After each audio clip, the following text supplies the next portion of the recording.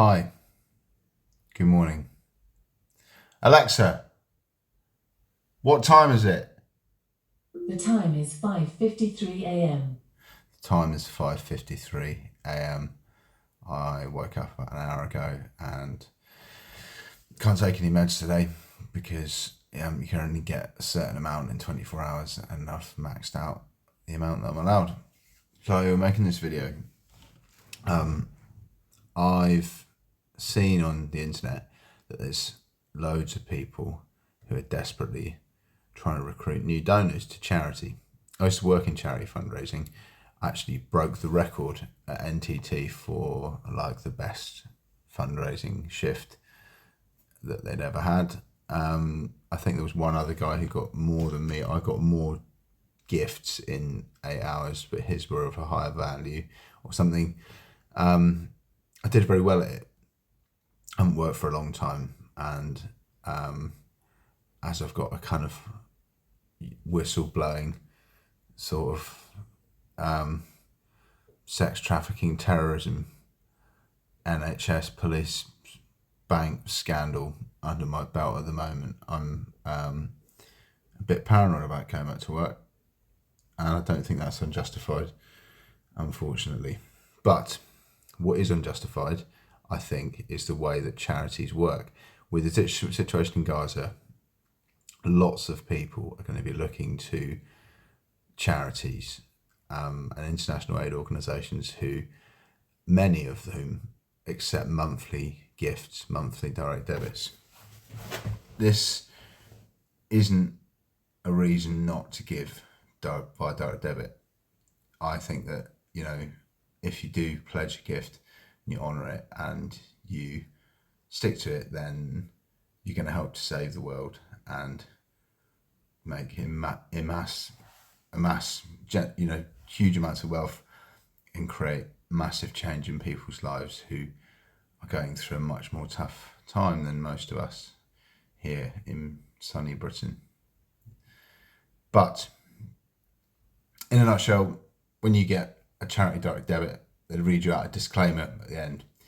A disclaimer is hoodwinkery. It's a clever kind of type of accounting, and it details they have to read a disclaimer, and it details the ROI, return on investment, which you receive on a direct debit if you're a charity, based on the amount you give a fundraising campaign. So it will be something in the regions of Oxfam, British Red Cross, Water Aid have given us £30,000 to complete this campaign, and they expect to raise another, like £48,000. So that's what they expect to raise based on their, profits and targets, kind of margin if they hit target and every direct debit performs as it optimally should, or as it averagely should. Then that's that. But there's this real disconnect between the donor and the fundraiser, because the fundraiser isn't told how much money the charity fundraising organisation, private charity fundraising organisation, which a lot of them are, when you get telephone fundraisers who phone you up and talk to you about the situation in Gaza, and you go, yeah, of course I'll give £10 a month. But if you, for whatever reason, give only £100 or £50, you might never get any money to the cause. And in a time when poverty and destruction are rife and so many people are wearing their heart on their sleeve and kind of being out there banging on pots and pans, and I expect probably giving generously in the most effective way, we're told. They say, this is the best way to help us plan and budget. And that's true, sort of, having a forecastable income, that you can rely on is much better for developmental and sort of, I don't know, yeah, for all kind of do know, yeah. It's an assumption, but I do know, yeah. And so here's some Gemini. I said that I look like an ugly man before I was just setting up the camera, and one of the service users could hear me, and he just agreed with me, which was nice. So if you think I look like an ugly man, I think I do. I haven't slept properly in months, and I've put on loads of weight. Fuck my ego, and fuck that guy as well. Here's what Gemini says about charity fundraising, just in case you're thinking about doing something lovely and, using compassion and dignity and basic humility, to try and help a situation. Just try and be wary that if you do sort of alter your donations, and sort of sometimes people kind of will sort of alternate their giving every 6 months or once a year. That might not be, there's no way of finding out actually how much the charity fundraisers give to the private fundraising corporations, because it's private, it's part of their sort of business dealings. They don't tell you, but the fundraising organisation says they have to tell you something, but they don't tell you the whole story. And I think at the moment people need to know about that, because you might be better off just giving a one-off gift, and doing that as regularly as you're able to do. And there will be an administration fee, as always, there's administration with charities, but you won't end up giving 50 quid or 100 quid for fuck all, because that's not what you want to do. I asked Gemini, I'm going to put my specs on for this one so I can see. When I worked with a private charity fundraising company, I found out that direct debit payments are commodified as assets which have varying potential values, which is calculated by the rate of attrition, this being the average length of a monthly donation. So for example, a £10 monthly donation to Oxfam, which on average will remain active for 4 years, is valued at around £480. Apparently, when a direct debit is secured, the private fundraising company receives a proportion of the perceived statistical value of the direct debit based on its average rate of attrition. This means that if hypothetically a person gives £10 a month via direct debit and the private fundraising company receives £10, the donor must stay signed up for 10 months or the charity receives nothing. Nobody's told when this initially offering to give. Every telephone fundraiser reads a disclaimer with cost and average return on investment of a campaign, but this doesn't include a breakdown of how much the private fundraising organisation receives for each donation. Is this right? You've raised some very pertinent issues, it says in reply, and common concerns about direct debit fundraising by private companies on behalf of charities. Let's break down whether what you describe is right in the context of UK regulations and best practices. Direct debits as commodified assets and attrition rates. You are correct. Direct debits, particularly regular monthly donations, are indeed viewed by fundraising companies and charities as valuable assets. Their value is largely determined by the average donor lifetime or attrition rate.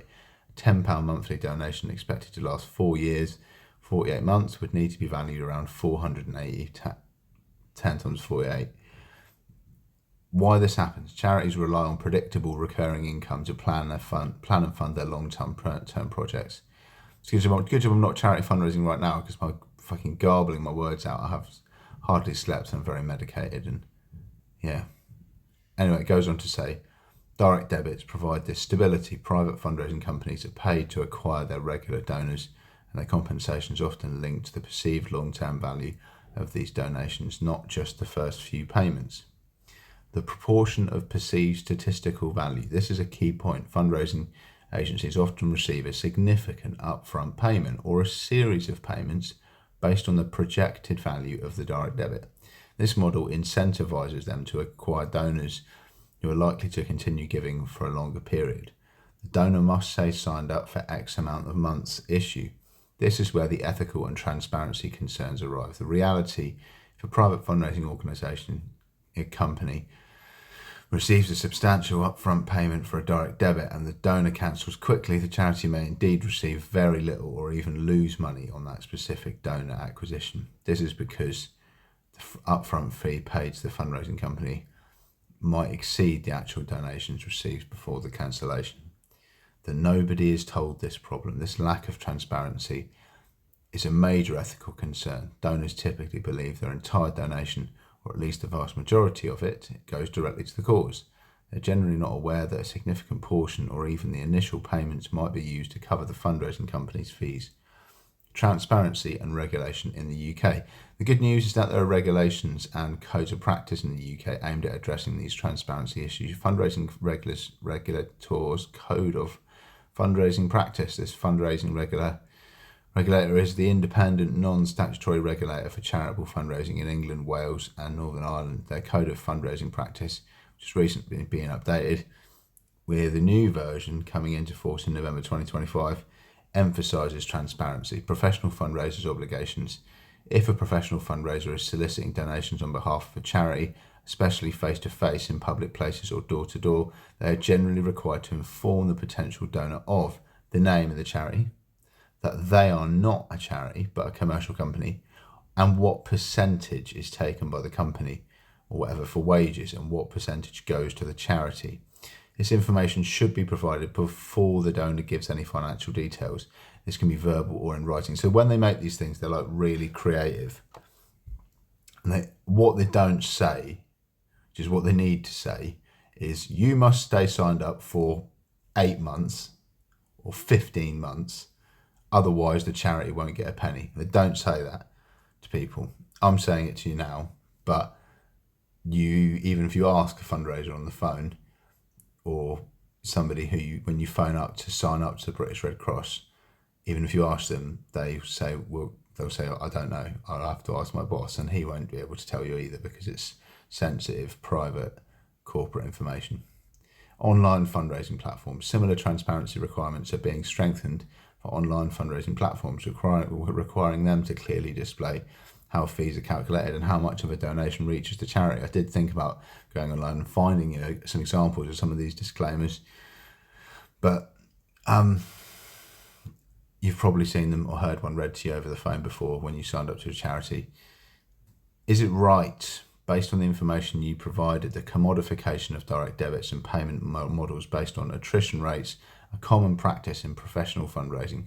From a business efficiency standpoint, it's how fundraising companies manage their risk and ensure profitability. The lack of transparency for the donor about how much their initial donation goes to the fundraising company and the potential for charity to receive nothing if the donor cancels quickly is ethically questionable and often falls short of regulatory expectations.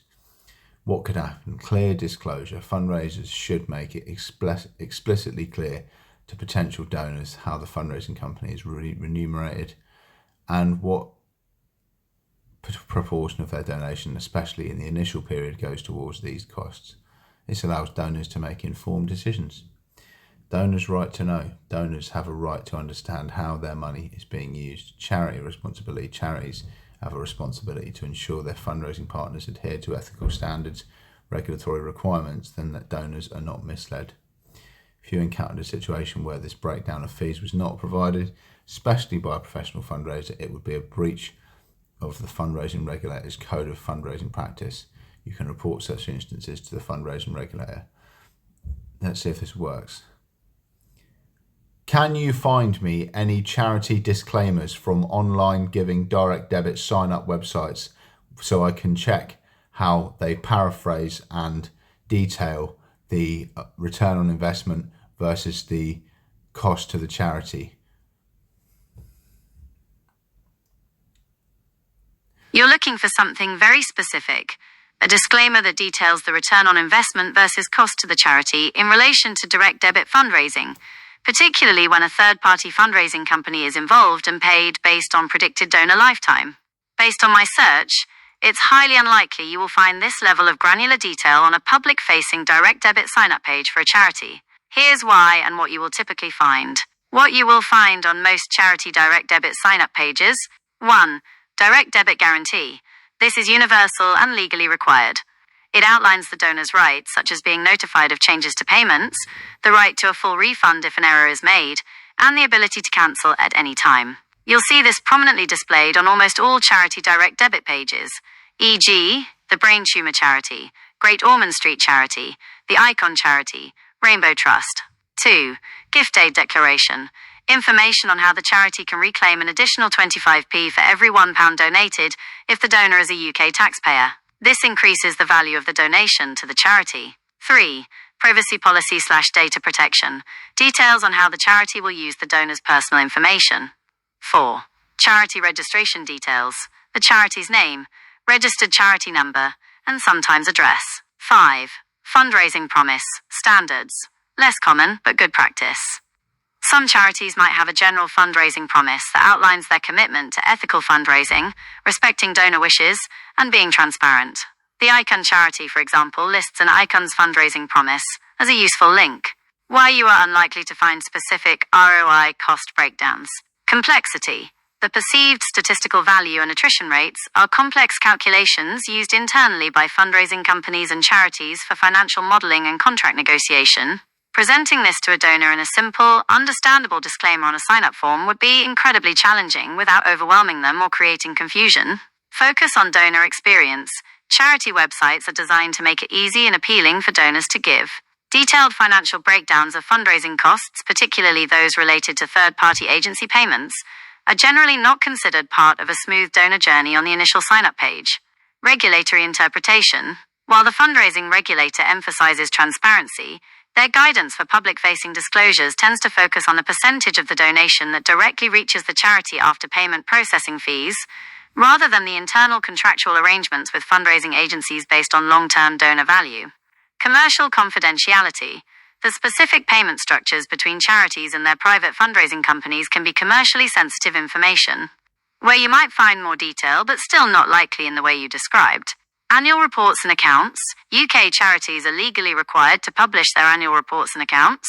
These documents will detail their fundraising costs as a whole, often broken down into categories, e.g., direct costs, support costs, cost of generating funds. You can see the total amount spent on fundraising, but it won't typically itemize how much went to specific agencies or how those payments were calculated based on attrition.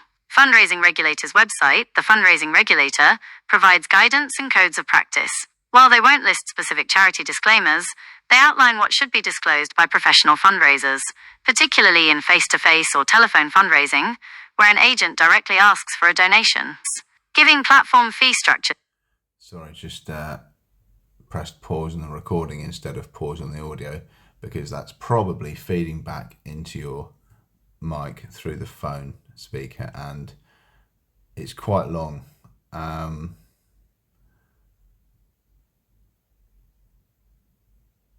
They do give a disclaimer, and it does say the ROI on most fundraising calls. I've had several of them phone me up.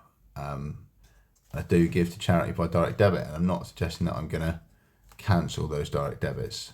You know, as long as you continue to give, then you know you will make a difference in the world, and you will help to save people from destitute situations in other countries.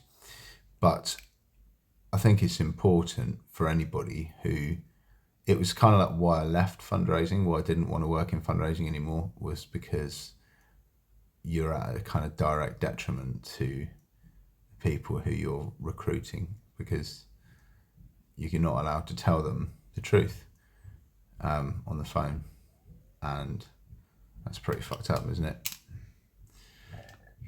Anyway, I'm going to go and be ugly. There's some beautiful people in this building, you know, inside and out, and yeah, I'm going to go and have an ugly cup of coffee and feel like shit and look like shit, but I wish you all the best. And if you're considering signing up to a direct debit to support the people in Gaza, think about the way that you might want to do some research, and from that research maybe give a one-off donation to a very good cause like the British Red Cross or any of the United Nations World Food Programme, that kind of thing. That'd be really good. because people really need help. It's great that the government and the MPs have all rallied together. I've just read on the internet scrolling to recognise the state of Palestine. Good work. Let's see if they stick to their guns or if they U-turn on it. I don't know, or if there's enough collective pressure to actually make a parliamentary alteration on something which runs deeply entrenched for decades and decades and decades into the British financial and kind of logistical internal domestic infrastructure. Thanks for watching. Don't forget to like, comment and subscribe. Cheers.